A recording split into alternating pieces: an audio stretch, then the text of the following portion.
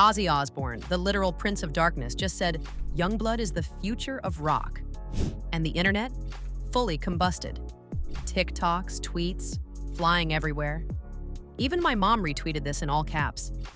It's giving apocalypse, but make it emo. You won't believe how these two even met in the first place, or what they said to each other on stage. Let's just say rock didn't die. So who is Yungblud? His real name is Dominic Harrison.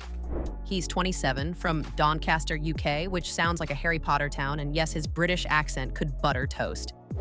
He broke out in 2017 with 21st Century Liability and instantly became the unofficial TikTok therapist for every emotionally unhinged teen.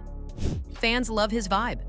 Chaotic emo punk meets glitter, fishnets, and Pixar-level emotional swings. One moment he's screaming about depression, the next hugging fans mid-show, then diving off the stage into the void. It's giving group therapy and eyeliner, and yeah, the world kinda needs that, and if you're thinking, isn't that just a vibe? No, it's a movement. He channels Ozzy's rebel energy, just with more rainbow skirts and fewer bat snacks. But is that enough to earn rock legend status? Or is the bat throne still a few eyeliner smudges away? Hold that thought, because what happened next changed everything, and you're gonna wanna hear it. The one the entire rock world hasn't shut up about since. July 5th, 2025, at Villa Park, Birmingham, Ozzy's final Black Sabbath show, called Back to the Beginning. Absolute chills. The man literally performed seated on a custom bat-themed throne, because of course, while battling Parkinson's, and still managed to eat every other rock legend alive on stage.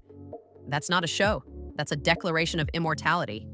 The total attendance hit 45,000 fans. The impact was immeasurable, and the atmosphere was emotionally unstable in the best way possible. Even Ozzy's retirement is legendary. Most people retire and move to Florida. Ozzy retires and breaks the internet emotionally. Then, enter Yungblud. Stay tuned, because this is where it gets cinematic. He walks out with a piano. The crowd went silent AF. You could hear a pin drop. Literal silence in a stadium of 45,000 people? That's sorcery.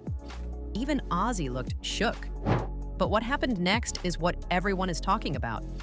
Yungblud handed Ozzy a very special gift. He handed Ozzy a custom-made cross necklace, dazzled out like it belongs to a true rock legend. This felt like a generational handoff. A moment so pure, even the toughest rockheads had to blink back tears behind their sunglasses. You could almost hear the ghost of rock and roll softly whisper, "Nice." It wasn't loud, but it hit harder than any guitar riff. And then backstage, the most iconic Gen Z X Boomer crossover moment happened. Yungblud gives Ozzy a custom sterling silver and gold cross with diamonds and an inscription that reads, "Hope this brings you luck. Love always, Dom." And Ozzy, like the literal rock wizard he is, goes, "God bless you, man." If you didn't feel that, check your pulse or your playlist. If you haven't cried yet, you're lying, or you're emotionally constipated. This wasn't a fanboy moment. It felt like Batman handing Joker the keys to the Batmobile, or Gandalf giving Frodo the Ox. It was that serious. This wasn't just approval, it was legacy-level respect. And of course, the internet exploded. Old-school rock heads were like, "Nobody replaces Ozzy."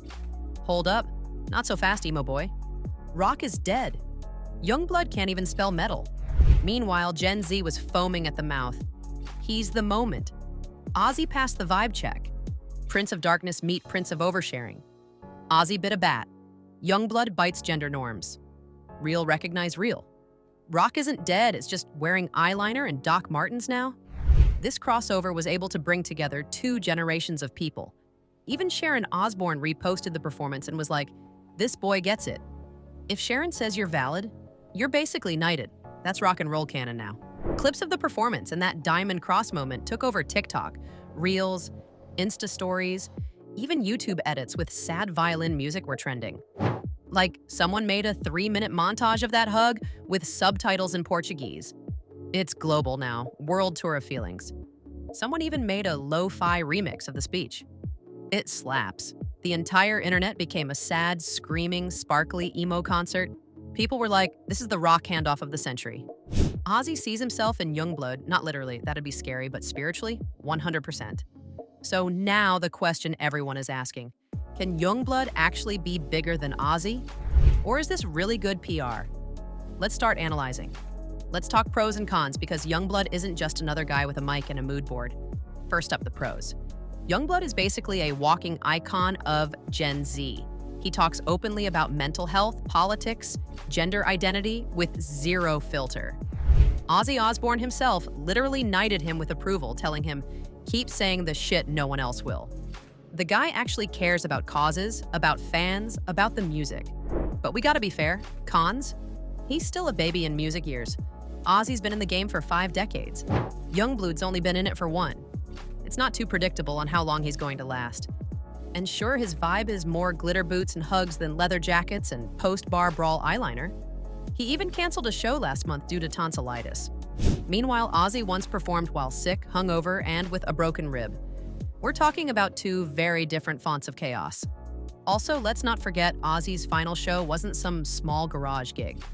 It featured appearances from Metallica, Guns N' Roses, Slayer, Steven Tyler, and a whole guest list that looks like a rock and roll Hall of Fame after-party.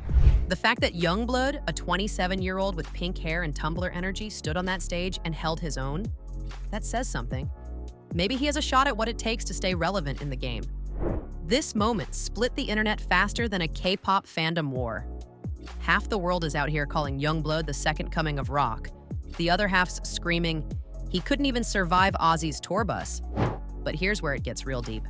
Rock isn't just about headbanging eyeliner or screaming into the void anymore.